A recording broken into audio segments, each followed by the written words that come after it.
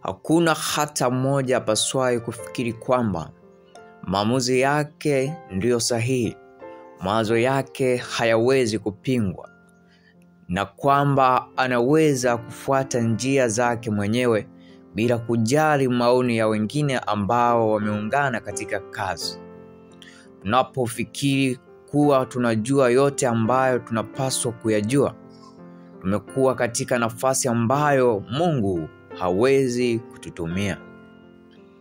Nukuu hii inatoka kwenye kitabu cha Evangelism ukurasa wa 184 na 185. Kitabu hiki kimeandikwa na Ellen G. White.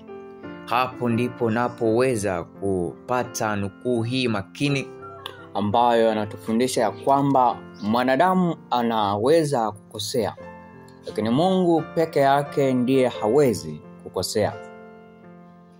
Na kwa hiyo tunapata fundisho kubwa hapo kabisa.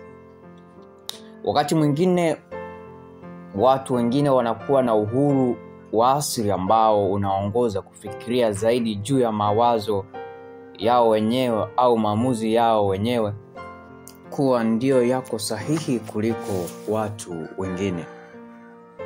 Kwa kufanya hivyo, wanajiweka wenyewe mahali ambapo wanashindwa kupata maarifa zaidi ambayo Mungu alitaka wawe nayo.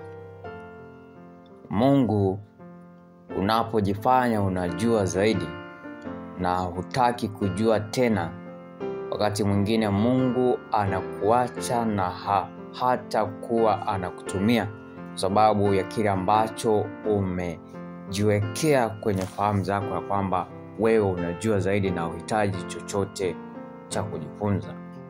Na kupitia fundisho hili, ndugu mpendwa, tunapaswa kubadilika na tusijione ya kwamba sisi tunajua zaidi na maamuzi yetu yanakuwa sahihi kuliko watu wengine. Tunapaswa kujifunza kutoka kwao, lakini hata wao tunapaswa kuwasikiliza.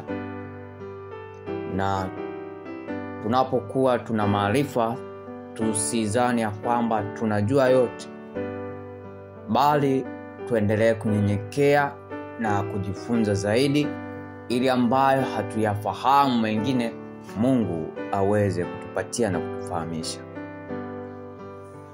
Kwa jina langu naitwa Antaye Chacha Yohana.